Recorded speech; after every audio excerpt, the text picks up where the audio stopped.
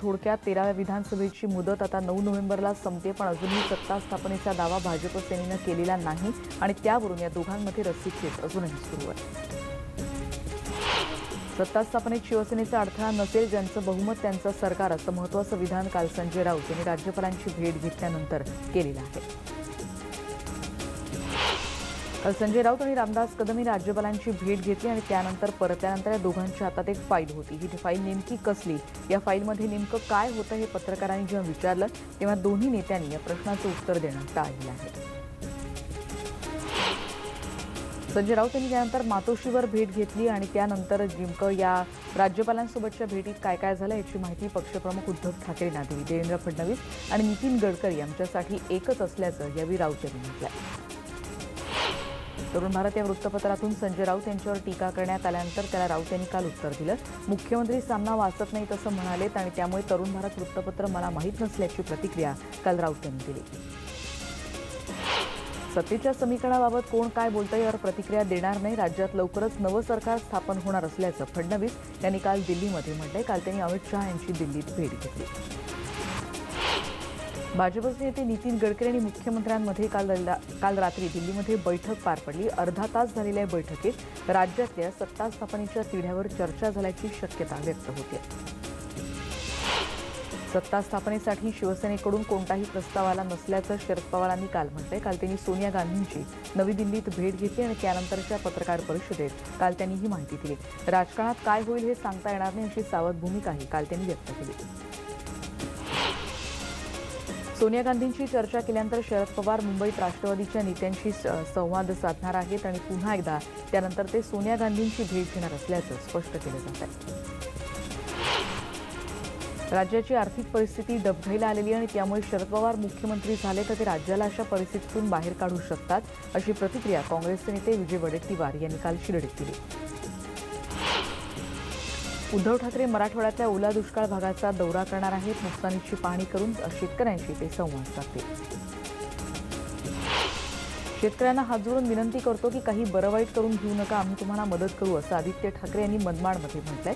शेतकऱ्यांशी काल तिथे त्यांनी संवाद साधला. अवकाळी पावसामुळे नाशिकमध्ये फळबागांचं आणि शेतीचं मोठं नुकसान झालंय. जिल्ह्यातल्या 5 तालुक्यात काल आदित्य ठाकरेंनी नुकसान झालेल्या शेतीची पाहणी केली. आदित्य ठाकरे मुख्यमंत्री व्हावेत यासाठी युवा सैनिकांनी मुख्यमंत्र्यांच्या कुलदैवतेला साकडं घेतलंय. पंढरपुरातल्या संगम गावातून ते मुख्यमंत्र्यांचं कुलदैवत असलेल्या मंदिरापर्यंत त्यांनी पायी दिंडी काढली. सुप्रिया सुळेंनी पुरंदर तालुक्यात शेतीच्या नुकसानीची पाहणी केली. अस्मानी संकटात आम्ही तुमच्यासोबत आहोत असा धीरही त्यांनी शेतकऱ्यांना दिला. पुरंदर तालुक्यात भिवरी गावात काल चंद्रकांत पाटील पोहोचले आणि त्यांनी नुकसानीची पाहणी केली. सुप्रिया सुळे यांनी देखील यावेळी भाजपचे नेते चंद्रकांत पाटील यांची रस्त्यात भेट घेत नुकसान झालेली पिकं आणि फळं त्यांना भेट म्हणून भेट दिली. धुळे जिल्ह्यातल्या शिरपूरचे आमदार काशीराम पावरा यांनी नुकसानग्रस्त शेतीची पाहणी केली आहे. पंचनामे करून नुकसानग्रस्त शेतकरी बांधवांना योग्य ती शासकीय मदत करण्याबाबत त्यांनी यंत्रणांना सूचना दिल्या. 4 ते 5 वर्षांपासून दुष्काळाच्या झळा सोसणाऱ्या परभणी जिल्ह्याला पावसानं झोडपलेला आहे आणि शेतातला कापूस त्यामुळे आणि त्याचबरोबर सोयाबीनचं पीक असं वाया गेलं. पंढरपुरातल्या कासेगावमध्ये नुकसान झालेल्या द्राक्ष बागांची पाहणी पुणे विभागीय आयुक्त दीपक म्हैसकर यांनी केली आहे. या पुणे विभागामध्ये आतापर्यंत 1,40,000 हेक्टरवरच्या पिकांचं असं नुकसान झालंय. औरंगाबादमध्ये पंचनामा करायला आलेल्या अधिकाऱ्यांना शेतकऱ्यांनी गावाबाहेर काढलंय. गंगापूर तालुक्यातल्या बुड्ढे जळगाव या गावात अधिकारी पंचनाम्यासाठी आले होते, पण काही शेतकऱ्यांनी त्यांना पंचनामे करण्यापासून बचाव केला. भाताचं कोठार असलेल्या चंद्रपूर जिल्ह्यात अवकाळी पावसामुळे सगळ्याच धान पिकाला मोठा फटका बसलाय. सोयाबीन हे नगदी पीक अक्षरशः मातीमोल झालंय. वाशिममध्ये झालेल्या पावसामुळे सोयाबीनचं नुकसान झाले. या शेतकऱ्यांना आर्थिक उभारी देण्यासाठी सरकारनं ओला दुष्काळ जाहीर करून पीक विमाधारकांना 100% विमा त्वरित देण्याची मागणी मंगरुळपीर तालुक्यातल्या पारवा, बोरहा बुद्रुक, लखमापूर या गट ग्रामपंचायतींनी ग्रामसभेत यासाठी ठराव मंजूर केला. भुसावळ तालुक्यातल्या वांजुळा येथे जनार्दन सावले या शेतकऱ्यांना 2 एकरवरची ज्वारी जाळून टाकली. 3.5 लाखांचं या शेतकऱ्याचं आतापर्यंत नुकसान झालं.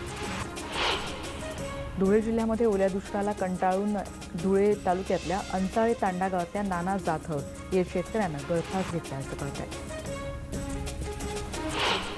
भाजप सरकारमध्ये कोणीही शेतकरी नाही ही शोकांतिका आहे आणि शेतीच्या नुकसानीबद्दल सरकारला त्यामुळे गांभीर्य नाही अशी टीका आमदार विश्वजित कदम यांनी सांगलीतल्या पलूस इथल्या नुकसानग्रस्त द्राक्ष बागांची पाहणी करताना म्हटलंय. स्वाभिमानी शेतकरी संघटनेच्या वतीनं पुणे जिल्ह्यातल्या मनसर इथे उपविभागीय कार्यालयावर धरणं आंदोलन करण्यात आलं. हेक्टरी 50,000ची नुकसान भरपाई देण्याची मागणी यावेळी करण्यात आली. शेतकऱ्यांच्या मागण्यांसाठी शेतकरी संघटनेच्या वतीनं बुलढाणा जिल्हाधिकारी कार्यालयासमोर उठावाचं आंदोलन करण्यात आलं. एकरी 50,000 रुपये नुकसान भरपाई मिळावी, सरसकट कर्जमाफी मिळावी यासाठीचं निवेदन यावेळी देण्यात आलं. शेतकऱ्यांच्या नुकसानीचे पंचनामे केले जावेत आणि तात्काळ मदत द्यावी या मागण्यासाठी शेतकरी संघर्ष समितीच्या वतीनं ओरिएंटल इन्शुरन्स कंपनीच्या जिल्हा कार्यालयावर काल बीडमध्ये मोर्चा काढण्यात आला. आता मुंबईतली निदर्शनं आपण बघणार आहोत. प्रादेशिक व्यापार आर्थिक भागीदारी योजनेचा करार रद्द करावा या मागणीसाठी काल स्वाभिमानी शेतकरी संघटनेनं मुंबईत मंत्रालयासमोर दुधाच्या पिशव्या फोडून असं आंदोलन केलं. सततच्या पावसामुळे नाशिकमध्ये भाज्यांचे भाव वाढलेले आहेत. नागईपाडा दिंडोरीच्या शेतकऱ्यांना भाजीपाल्याला सध्या विक्रमी भाव मिळतोय. भाज्यांची आवक घटली आहे. भाज्यांचे भाव प्रचंड वाढलेले आहेत. कांद्याचे दर किलोला 80 रुपयांवर पोहोचलेत. कोथिंबीरची जुडी देखील 80 रुपयांपर्यंत पोहोचली आहे. अमरावती माडी रोड इथे खराब झालेल्या रस्त्याच्या विरोधात शिवसेनेनं काल आंदोलन केलं. इथे रस्ता खोदून ठेवलेला आहे विद्यापीठ परिसरात आणि त्यामुळे याचा नाहक त्रास नागरिकांना सहन करावा लागतोय. अहमदनगरमध्ये राहुरी तालुक्यात म्हैसगाव चिलठाण या परिसरात पावसामुळे मोठ्या प्रमाणात नुकसान झाले आणि पिकांचं तर नुकसान झालेलंच आहे. शेतकऱ्यांच्या हातातोंडाशी आलेला घास या पावसानं असा हिरावून घेतला. इथे मोठ्या प्रमाणात पाणी साचलं. चंद्रकांत पाटील यांनी पुणे पालिका प्रशासनाला पाणी कपात रद्द करण्याचे आदेश दिले. पालिकेकडून दर गुरुवारी दुरुस्तीच्या नावाखाली पाणी कपात होत होती आणि आता आगामी जो गुरुवार आहे तो पाणी कपात करण्याचा शेवटचा गुरुवार ठरणार आहे. अतिरिक्त आयुक्त रुबल अग्रवाल यांना पाटील यांनी हे आदेश दिल्याचं कळतंय. दिवसा ऊन रात्री पाऊस आणि पहाटेचा गारवा अशा वातावरणामुळे पुणे शहरामध्ये डेंग्यूच्या रुग्णांमध्ये सातत्यानं वाढ होत आहे. पुण्यातले वडगाव शिरीचे आमदार सुनील टिंगरे यांनी आदर्श निर्माण केले. परिसरातल्या सफाई कामगारांचे पाय धुवून त्यांनी त्यांचा सत्कार केला. जिल्हा परिषदेचे विद्यमान अध्यक्ष आणि करमाळ्याचे अपक्ष आमदार संजय शिंदे यांचं कार्यकर्त्यांनी जिल्हा परिषदेत काल असं जंगी स्वागत केलं. दरोडेखोर समजून आंध्र पोलिसांना एका खोलीत डांबून ठेवल्याची घटना हिंगोलीच्या सेनगाव तालुक्यात घडली. माळशीतल्या सीताराम गायकवाड या तरुणाला आंध्र पोलिसांनी विचारपूस करण्यासाठी ताब्यात घेतलं आणि त्यावेळी त्याला मारहाण करत गाडीतून घेऊन गेल्याचं ग्रामस्थांनी सांगितलं. यावेळी ग्रामस्थांनी गाडीला घेराव घालून सर्वांना एका खोलीत असं डांबून ठेवलं. वर्धा जिल्ह्यातली बातमी. आंजी इथे एकाच रात्री 3 घरफोडी झालेल्या आहेत. लाखो रुपयांवर त्यांनी डल्ला टाकला. सांगलीमध्ये 3 रुग्णांना रस्त्याच्या कडेला फेकून रुग्णालयाचे कर्मचारी निघून गेल्याची घटना घडली आहे. एका रुग्णाचा सांगली सिव्हिल हॉस्पिटलमध्ये उपचारादरम्यान मृत्यू झाल्याची दुर्दैवी घटना घडली आहे. बुलढाणामध्ये निम्न ज्ञानगंगा प्रकल्पाच्या सांडव्यामध्ये पाय घसरून पडल्यामुळे एका तरुणाचा मृत्यू झाला. प्रवीणसिंह बोराडे असं या तरुणाचं नाव कळतंय. खामगाव तालुक्यातल्या पोरज इथला हा तरुण रहिवासी होता. काल दुपारी ही घटना घडली. तेव्हापासून त्याच्यासाठी शोधकार्य सुरू होतं. त्याचा मृतदेह सकाळी आढळून आला. परिसरातल्या नागरिकांनी मोठ्या अडचणींचा सामना करत या सांडव्यातून त्याचा मृतदेह बाहेर काढला. गोंदियामध्ये अत्यंत धक्कादायक बातमी. 10 वर्षाच्या मुलीवर नराधमांनी सामूहिक बलात्कार केलाय. गावातला कार्यक्रम पाहण्यासाठी चिमुकली गेली असताना तिच्यावर 5 नराधमांनी बलात्कार केलाय. पोलीस सध्या आरोपींचा शोध घेत आहेत. पुणे जिल्ह्यातल्या टाकळी हजी गावात एक मन सुन्न करणारी घटना घडली. एका 40 वर्षाच्या नराधमानं 4 वर्षाच्या चिमुरडीवर बलात्कार केल्याची धक्कादायक घटना घडली आहे. या चिमुकलीवर सध्या उपचार सुरू आहेत. पैठणमध्ये जायकवाडी धरणामध्ये सचिन लवांडे आणि कीर्ती लवांडे या दाम्पत्यानं आत्महत्या केल्याचं कळतंय. सांगलीच्या कवठेपिरांमध्ये एका मोकाट घोड्यामुळे एका तरुणाचा बळी गेलाय. कृष्णात जाधव हा तरुण रात्रीच्या वेळी बाईकवरून जात असताना रस्त्याच्या कडेला बांधलेला घोडा अचानकपणे समोर आल्यामुळे हा अपघात घडला. तिची बातमी. वर्धा जिल्ह्यातल्या समुद्रपूर तालुक्यातल्या कोरा इथे लालनाला प्रकल्पात एका अज्ञात व्यक्तीचा मृतदेह तलावातल्या पाण्यात तरंगताना आढळून आलेला आहे. त्यामुळे परिसरात सध्या खळबळ उडालेली आहे. या व्यक्तीची हत्या झाली का त्यानं आत्महत्या केली याचा तपास सध्या केला जातो. भंडाऱ्यातल्या साकोली या तालुक्यात वडद गावात घनश्याम कापगत यांना हृदयविकाराचा झटका आला, ज्याचा त्यांचा मृत्यू झाला. पण हा धक्का सहन न झाल्याचं त्यांची पत्नी देवांगना यांचा देखील मृत्यू झाल्याची दुर्दैवी घटना घडली आहे. त्यांच्या जाण्यामुळे त्यांची 2 मुलं आता पोरकी झाली आहेत. चांगड समाज माध्यमांना सामाजिक बांधिलकी जपत या 2 चिमुकल्यांच्या मदत मिळवून देण्याकरता हा ग्रुप आता प्रयत्नशील आहे. मिळेल तितकी मदत यांना करण्याचा या दोघांची या संस्थेचा प्रयत्न आहे. क्षुल्लक कारणावरून एका भाडेकरूची हत्या करण्यात आल्याची घटना खेड तालुक्यातल्या चाकणमध्ये घडली. कोयत्याचे वार करून विजय गायकवाडची हत्या करण्यात आली आहे. चाकणमधल्या खराबळी इथली ही घटना आहे. संशयित आरोपी मुकेश गुलकेकर महाळुंगे पोलीस ठाण्यात खुनाचा गुन्हा दाखल करण्यात आला. बुलढाणा जिल्ह्यात लोणार तालुक्यातल्या 2 जण 3 दिवसांपूर्वी नदीच्या पुरात वाहून गेले होते. दोघांचे मृतदेह तलावात सापडल्याचं कळत आहे. सिंदखेड राजा तालुक्यातली 2 मुलं बाईकवरून जात असताना पुलावरून वाहून गेली होती. रवी आणि नारायण गायकवाड अशा दोघांची नापत्ता आहे. अमरावतीतल्या पांढुर्णा रस्त्यावर एक भीषण अपघात झाला, ज्यात एकाचा मृत्यू झाला, 4 जण जखमी झाले. ओव्हरटेक करताना कारची बाईकला जोरदार धडक बसली, ज्यात नाजूक तायडे यांचा मृत्यू झाल्याचं कळतंय. जखमींवर ग्रामीण रुग्णालयात उपचार सुरू आहेत. जळगाव औरंगाबाद महामार्गाची अत्यंत दुर्दशा झालेली आहे. वाकोद जवळचा रस्ता वाहतुकीसाठी सध्या योग्य नाहीये. शेंदुर्णी सोळगाव मार्गे ही वाहतूक आता वळवली जाते. 2 दुचाकींची समोरासमोर धडक होऊन झालेल्या अपघातात 3 मृत्यू झाला. 2 जण गंभीर आहेत. बीड जिल्ह्यातल्या माजगाव तालुक्यातल्या सावळगाव इथल्या बुखारी शाळेजवळ हा अपघात झाला. गेल्या अनेक दिवस शिरूर तालुक्यातल्या जांबूत इथे दहशत पसरवणाऱ्या बिबट्याला अखेर रात्री उशिरा पोलिसांनी वनविभागाने जेरबंद केले. जोरी लवण इथे एका बिबट्यानं महिनाभरापूर्वीच एका 1.5 वर्षाच्या मुलीवर हल्ला केला होता आणि त्यात तिचा मृत्यू झाला होता. या बिबट्याचा मुक्त संचार कॅमेरामध्ये आपण बघतो आहोत. एका ठिकाणून दुसऱ्या ठिकाणी जात असताना त्याचा मुक्त संचार सध्या असा सीसीटीव्हीमध्ये आपण बघतो आहोत. हर्सुल तलावाजवळचा व्हिडिओ व्हायरल झाला.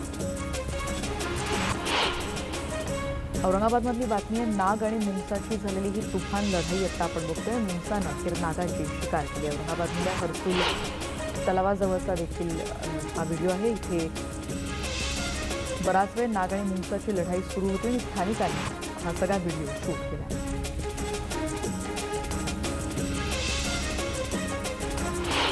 नंदुरबार जिल्ह्यातल्या बचत गटांच्या महिलांनी आत्मधनाची परवानगी मागितलेली आहे. शालेय पोषणाहाराचा किराणा खरेदी करून दिल्यानंतर त्याचं बिल देण्यासाठी संस्थाचालक पैसे मागत असल्याचा आरोप या महिलांनी केला. स्वच्छ भारत मिशन अंतर्गत शौचालयाचं बांधकाम पूर्ण करून अनुदानाच्या धनादेशावर सरपंच सह्या करत नाहीत. त्यामुळे भांगरपाडा इथल्या संतापलेल्या ग्रामस्थांनी जिल्हा परिषदेच्या दारामध्ये घोषणाबाजी केली आणि जिल्हा परिषदेच्या मुख्य कार्यकारी अधिकाऱ्यांना आता निवेदन दिलं. अकोल्यातल्या शेतपिकांचं त्याचबरोबर मूग, उडीद आणि सोयाबीनचं मोठ्या प्रमाणात नुकसान झालेलं आहे. शेतकऱ्यांसाठी शेतकरी जागर मंचनं अकोल्यात असं ठिय्या आंदोलन केलं. उल्हासनगर मनपानं रेल्वे स्टेशनजवळच्या मासळी मार्केटवर तोडक कारवाई केली आणि ज्या विरोधात मासळी विक्रेते आता चांगलेच आक्रमक झाले. मुंबई गोवा राष्ट्रीय महामार्गावरच्या पोलादपूर तालुक्यात पार्ले आदिवासी वाडीपासून कातळी बंगला गावापर्यंतच्या सुमारे 19 किलोमीटर अंतराच्या चौपदरीकरणाचं काम सध्या सुरू आहे. पण आजपर्यंत टपरी व्यावसायिकांनी टपऱ्या तोडून निघून जाण्याच्या सूचना काल देण्यात आल्या. त्या विरोधात व्यावसायिक ते चांगलेच आक्रमक झाले.